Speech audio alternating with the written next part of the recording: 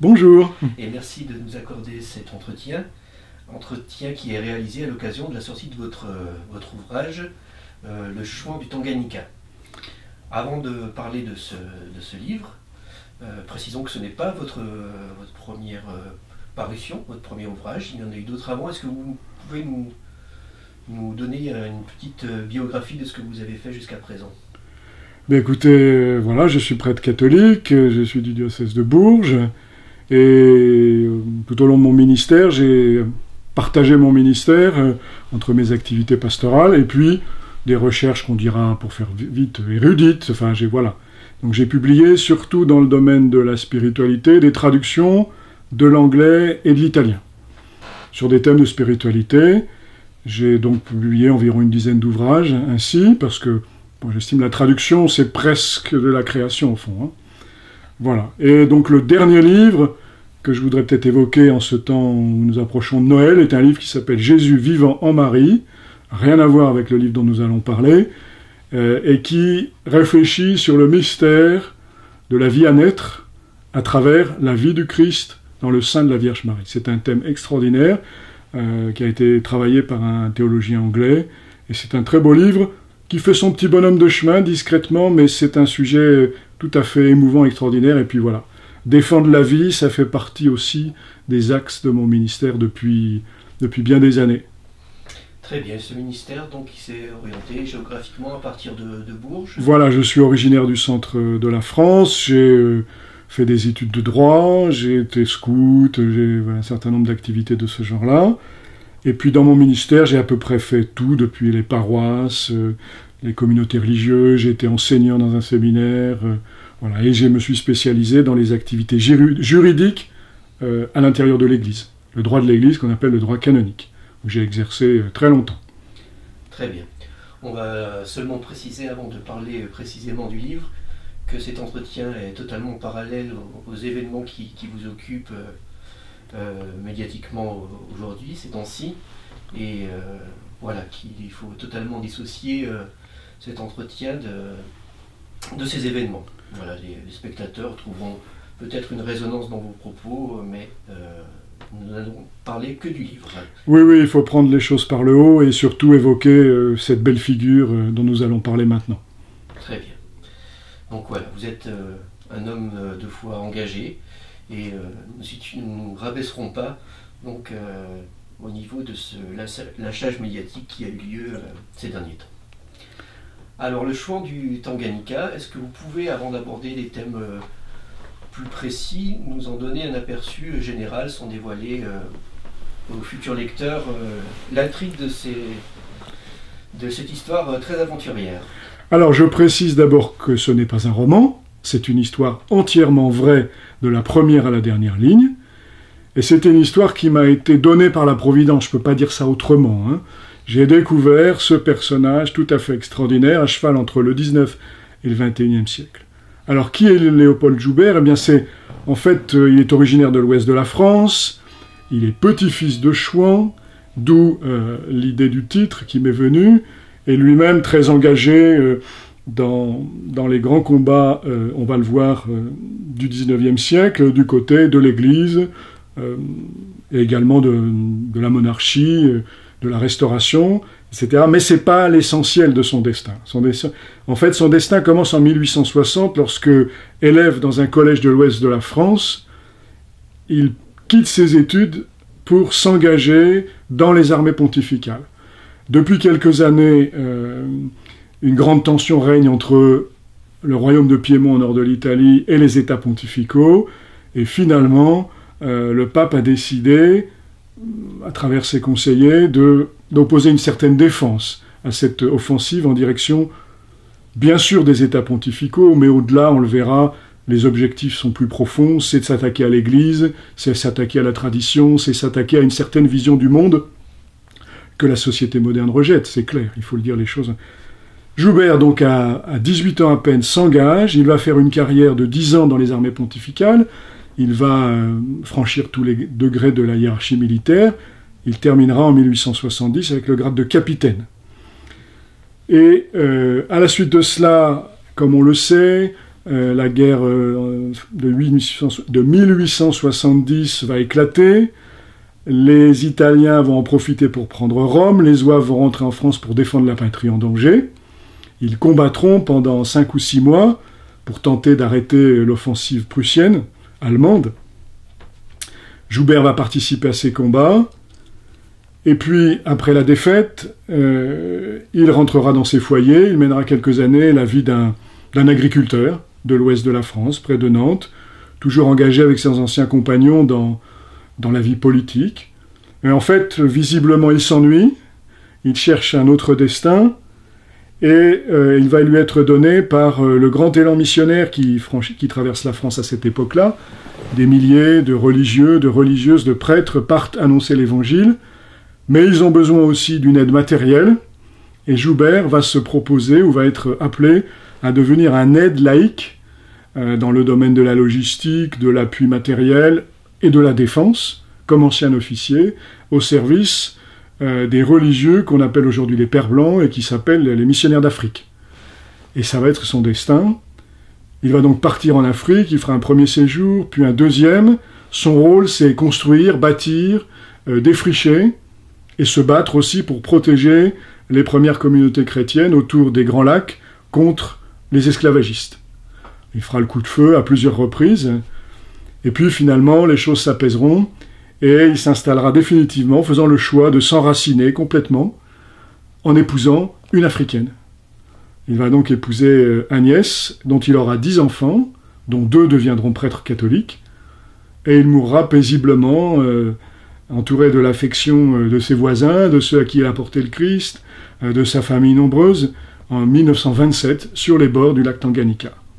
Voilà ce destin que, à la fin de sa vie, un de ses amis avait résumé ainsi, et je trouve la formule très belle.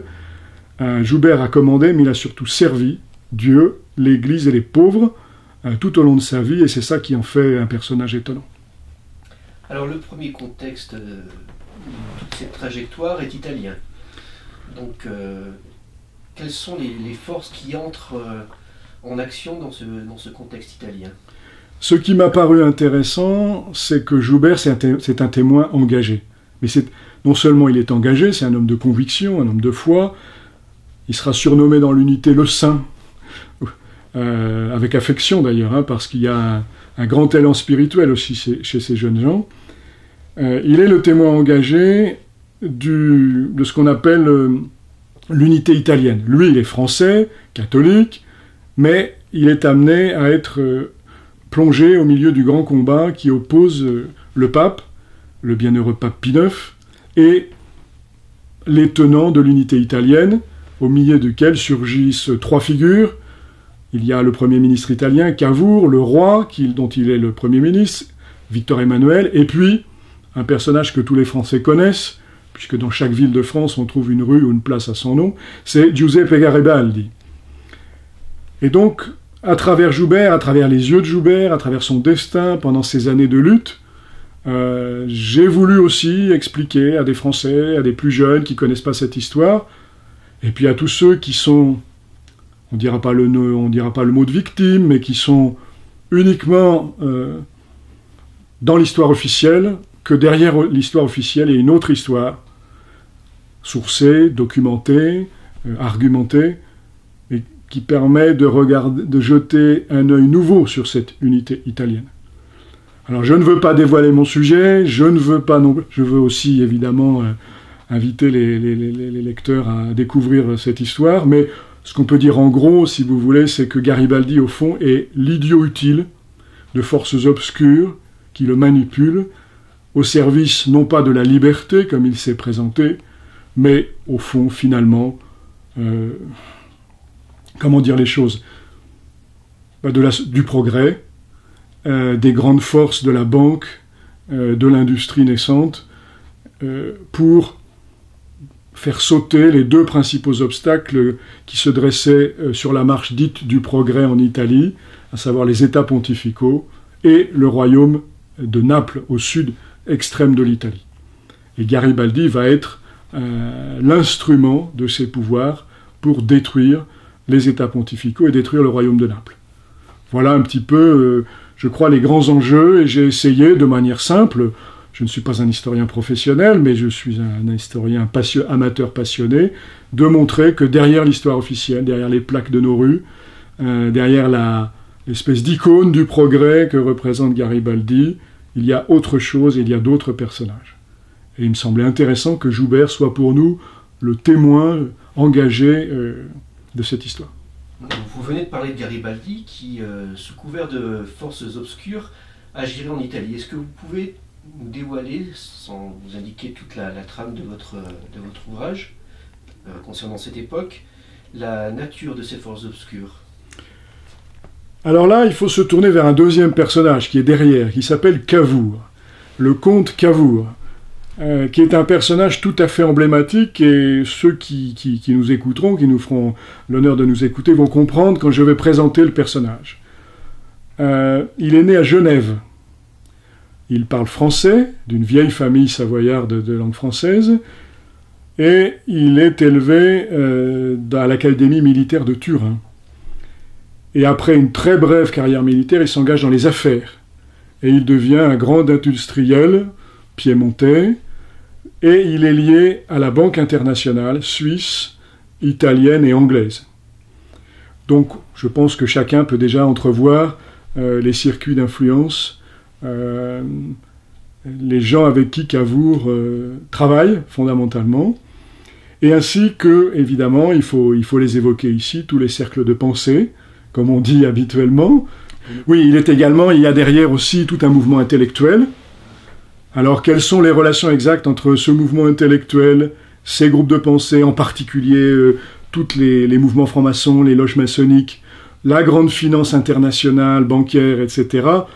On verra, dans mon livre, je donne des perspectives. Encore une fois, ce n'était pas le sujet principal du livre, mais on voit bien qui est à la manœuvre dans ces affaires. On notera également la présence de l'Angleterre, et même des États-Unis, derrière cette manœuvre, parce qu'il y a aussi des enjeux géostratégiques, en particulier le royaume de Naples, qui est sur la route des Indes, et qui, après avoir refusé de participer à la guerre de Crimée, commençait à cette époque-là à nouer des relations avec l'Empire russe. Les lecteurs tireront les conclusions de ces perspectives tracées rapidement. Et derrière tout ça, évidemment, il y a un grand débat, un grand combat sur les rapports de l'Église avec le monde moderne, avec ce qui n'est pas seulement l'idéal de la liberté ou du progrès, mais une idéologie que l'Église entend mesurer, discerner, juger, voire éventuellement dans ses excès ou dans ses erreurs condamner.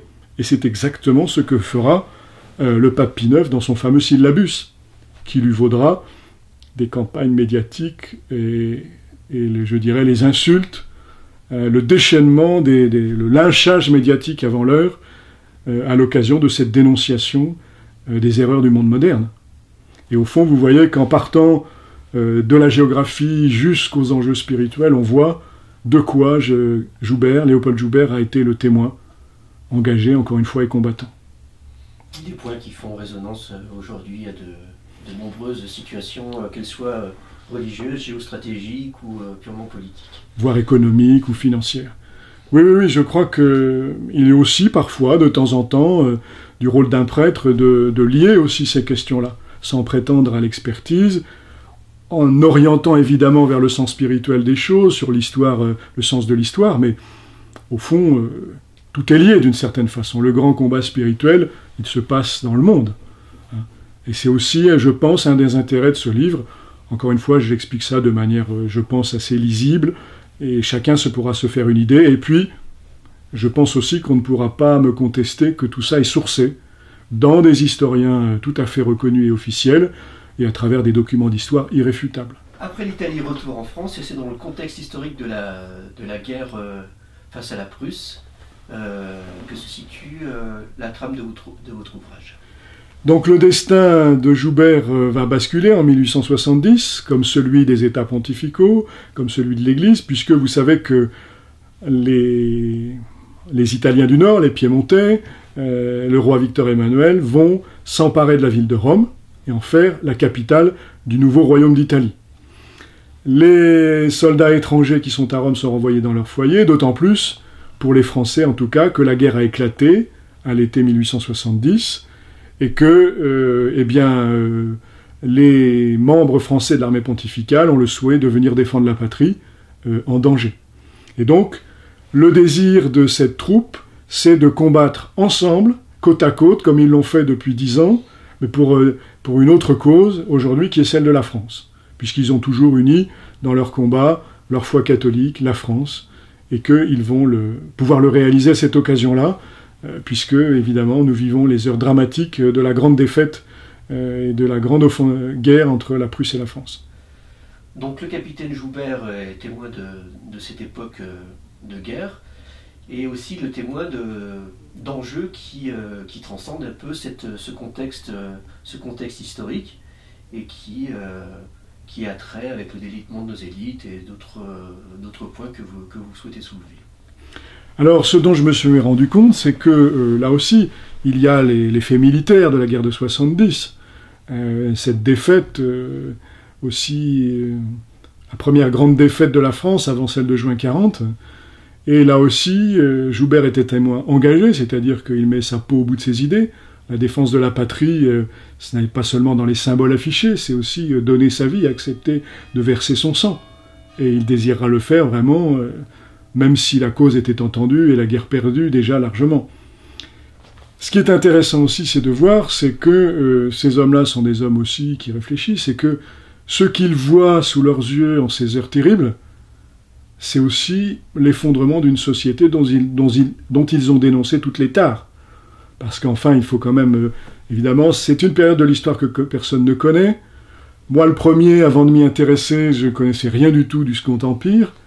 Et au fond, qu'est-ce qu'on garde, nous, comme souvenir du Second Empire? La moustache de Napoléon, l'exposition universelle, les opérettes d'Offenbach, la vie parisienne, enfin, un aspect champagne, mais qui recouvre une réalité terrible par derrière.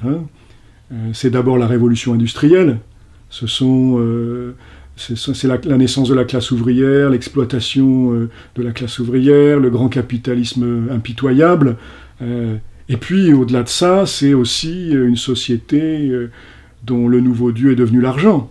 La société de Napoléon III, c'est la bourse, relisons Balzac, Balzac c'est déjà un peu passé, mais relisons l'argent de Zola. Et voilà, l'argent de Zola, c'est typiquement la description. Or, l'Église catholique et les élites catholiques en France ont collaboré d'une certaine façon. Il y a eu une espèce de modus vivendi entre l'Empire et l'Église catholique, mais rien de plus. Là aussi, les historiens finissent par reconnaître que l'Église catholique ne s'est pas engagée aux côtés de l'Empire, pour un tas de raisons, dont celle-là, fondamentalement, considérant qu'il y avait là la mise en avant d'une société progressiste, moderne, inféodée aux grands intérêts d'argent, prête à sacrifier l'être humain, que ce soit les soldats des guerres coloniales et des guerres de Napoléon III, que les paysans devenant de pauvres ouvriers dans les banlieues. Voilà, je crois que c'est ça que l'Église avait compris, c'est ça que Joubert voulait défendre en défendant ce qui était son idéal, celui d'une France monarchique appuyée sur la solidarité entre les princes et les sujets. Voilà quel était leur idéal.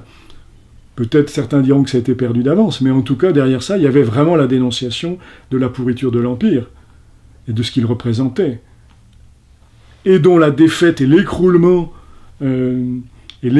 brutal. La défaite de la France, elle s'est réglée encore plus vite qu'en juin 40, en 1870. Oui, de toute façon, c'était perdu d'avance. Face à un ennemi plus intelligent, mieux armé, plus organisé. Enfin bon, là, les historiens militaires, j'y renvoie à des historiens militaires plus compétents que moi. Ce qui m'intéresse derrière ça, ce sont les vrais enjeux. Et ça, Joubert et ses compagnons l'ont compris. Et ils voient le résultat de ce qu'ils avaient annoncé. Et on peut, sans faire d'extrapolation trop hasardeuse ou trop risquée, il faut faire attention à ce qu'on dit, surtout en ce moment, c'est ce qui va se passer en 40. Et on n'est pas à l'abri d'autres catastrophes si on applique les mêmes conclusions aux mêmes causes. Je le crois, je crois qu'il est du devoir aussi, parfois, dans l'Église, d'un clerc, d'exprimer son ressenti à ce niveau-là. Appuyé sur l'histoire. L'histoire est maîtresse de vie, ça on le sait depuis longtemps. Et c'est ma façon à moi de dire les choses. Très bien. Donc après cet épisode, il y a un nouveau retour en France, une installation en tant que paysan dans l'ouest de la France, puis ce départ en Afrique, qui va être synonyme pratiquement d'une seconde vie pour lui. La vie est faite de surprises. Nous le savons tous.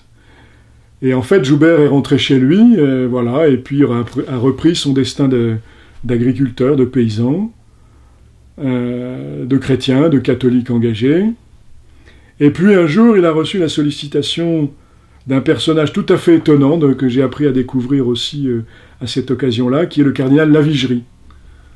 Le cardinal Lavigerie est le grand artisan, en France en tout cas, du grand élan missionnaire de l'Église catholique au XIXe siècle. C'est un homme qui avait une vision à la fois politique, géostratégique, une vision de l'avenir tout à fait extraordinaire, un homme de conviction, un homme de foi, un homme de courage aussi, hein. Un cardinal qui a su dire à temps et à contre-temps un certain nombre de choses, et en particulier, il a combiné le grand élan missionnaire avec le combat anti-esclavagiste.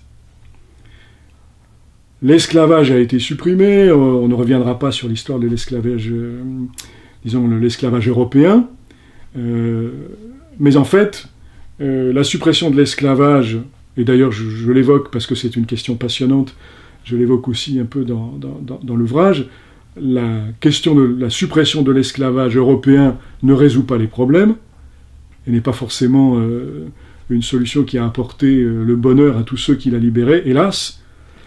Mais il reste encore deux foyers fondamentaux d'esclavage dans le monde à l'époque, qui sont l'Afrique et, on va le dire, les pays de civilisation musulmane. Voilà. Et dans la grande perspective missionnaire, le cardinal Lavigerie estime que c'est au cœur de l'Afrique qu'il faut aller planter l'évangile, planter la croix, annoncer la libération non seulement du péché, mais aussi des chaînes, des esclavages humains, de ces esclavages qui existent dans toutes les sociétés d'ailleurs. Oui, parce que d'ordinaire, on entend parler essentiellement du commerce triangulaire et de l'esclavagisme entre les trois continents, mais peu de gens connaissent en fait ce dont vous parlez, c'est-à-dire l'organisation esclavagiste au sein même des sociétés africaines ou du Maghreb. Alors effectivement, je crois aussi que là, il y a quelque chose à laquelle j'aimerais bien apporter ma petite pierre, hein, modeste, mais de grands historiens absolument sérieux, reconnus et incontestables, sinon incontestés, parce que eux aussi ont parfois été victimes de lynchage médiatique, ont dit très clairement que si l'on parle de l'esclavage en vérité, il ne faut pas faire de péché d'omission. L'esclavage africain commence par l'esclavage interafricain. Toutes les sociétés africaines certains historiens n'hésitent pas à dire, sont structurées par l'esclavage.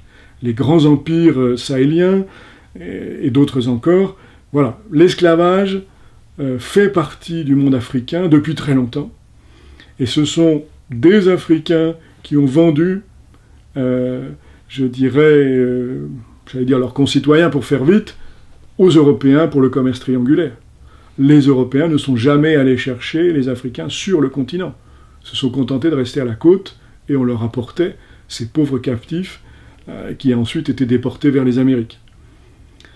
Et il y a là donc un sujet tabou, un premier sujet tabou sur cet esclavage interafricain, parfaitement assumé, et sur lequel je pense qu'il est important de lever le voile.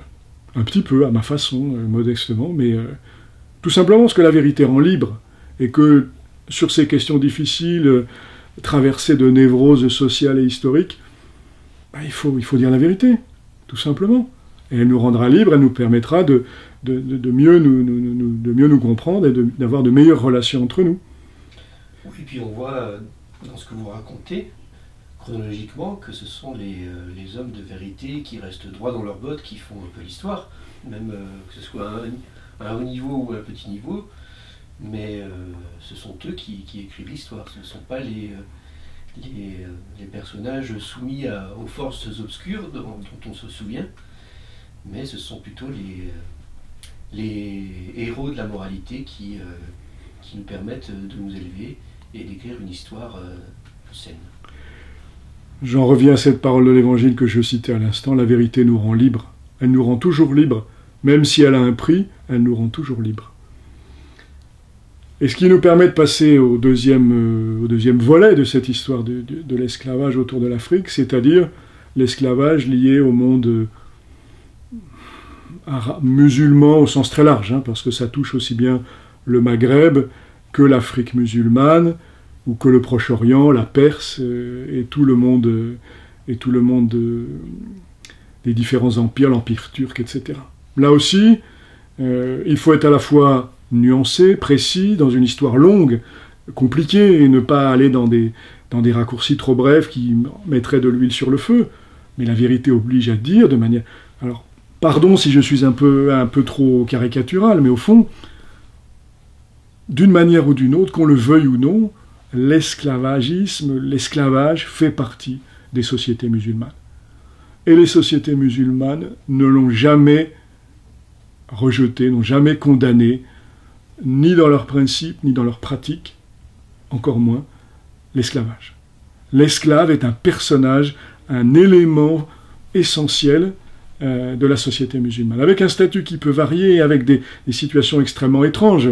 On parle ensemble beaucoup de l'Égypte, mais les armées des princes égyptiens sont des esclaves.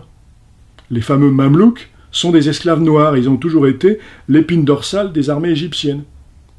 Par exemple, voilà une chose tout à fait étonnante. L'épine dorsale des armées de l'Empire turc, les fameux janissaires, sont tous des enfants chrétiens enlevés à leurs parents au début de l'adolescence, convertis de force à l'islam et qui deviennent les soldats d'élite de l'Empire turc. Voilà quelques exemples pour montrer cela. Encore une fois, sans polémique, sans dénonciation abusive des choses, mais pour dire une vérité, là aussi, qui aidera tout le monde à regarder l'histoire et à se regarder en face. Voilà, donc Joubert va être confronté particulièrement à ce deuxième volet de l'esclavagisme, parce que il part en direction de l'Afrique, il débarque à Zanzibar, royaume esclavagiste, un royaume extrêmement riche de l'est, de la côte est de l'Afrique, enrichi par le trafic, certes, de l'ivoire et de l'or, mais surtout par le trafic des esclaves. On estime qu'au cours du XIXe siècle, on a des chiffres, là aussi c'est sourcé, environ 750 000 esclaves sont passés dans le port de Zanzibar, uniquement dans ce port-là, au sein d'une immense région dans laquelle le trafic était général. Donc on peut estimer que 750 000 esclaves comptabilisés, il faut multiplier par 5 le nombre de captifs. Il faut multiplier par 5 le nombre de captifs. On a une idée de l'ampleur de ce trafic. Voilà. Et au moment où Joubert arrive, en fait, le royaume de Zanzibar lui-même a renoncé à l'esclavage officiellement, mais c'est à l'intérieur du continent que les trafiquants continuent à exercer leurs horribles activités. Et donc, accompagnant les permissionnaires, s'installant sur les bords du lac Tanganyika, le rôle du capitaine Joubert va être de protéger ces premières communautés chrétiennes contre les pillards et contre les marchands d'esclaves et les chasseurs d'esclaves. Et il va s'enraciner et finir sa vie donc en Afrique. Et alors le plus extraordinaire, c'est que Joubert, de simple contractuel, j'allais dire militaire au début, va tomber doublement amoureux de l'Afrique, si j'ose dire, et va décider de s'enraciner, et il épousera une jeune fille, originaire de la région, qui vivait dans la mission des pères, et il va donc l'épouser religieusement, un mariage catholique, tout ce qu'il y a de plus régulier. Il aura avec elle 10 enfants, dont 2 deviendront prêtres par la suite, et dont l'un d'eux, d'ailleurs, c'est une chose assez tragique, mais ça nous ramène à notre époque, mourra victime des événements du Congo en 1960. Ça peut peut-être dire quelque chose aux plus anciens parmi les spectateurs. L'indépendance du Congo a donné lieu à des violences terribles, et un des fils de Joubert sera assassiné à ce moment-là. Voilà comment se conclut cette histoire, et il mourra donc paisiblement entouré de l'affection des siens, comme je l'ai dit, de la prière des communautés chrétiennes du lac Tanganyika, ayant traversé une dernière épreuve. Au début du XXe siècle, la maladie du sommeil va frapper cette région-là, une épidémie terrible, et il sera obligé de déplacer son village, de reconstruire son village à 70 ans près, à presque 70 ans, de reconstruire à zéro, pour échapper à cette terrible maladie qu'à l'époque on ne savait pas encore soigner. Voilà, donc on a retracé brièvement le parcours du capitaine Joubert. Est-ce que vous souhaiteriez apporter une conclusion à ce bref descriptif ? Écoutez, j'espère avoir donné envie de découvrir cette vie, de découvrir aussi le cadre, toute cette perspective que j'ai essayé de... J'ai été le premier à la découvrir, hein, j'ai été le premier à découvrir toutes ces connexions, toutes ces relations, toutes ces correspondances tout à fait extraordinaires avec notre époque, hein, sans anachronisme ni confusion, mais certains de ces événements ont des résonances tout à fait extraordinaires par rapport à aujourd'hui, par rapport aux méthodes du soft power, des manipulations internationales, de la géopolitique, de l'idéologie, etc. C'est vraiment tout à fait étonnant.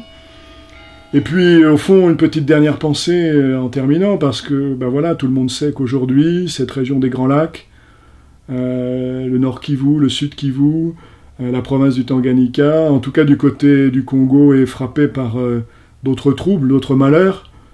Aujourd'hui, ce n'est plus les esclaves que l'on chasse, mais c'est les métaux rares, et les mêmes forces obscures sont à l'œuvre.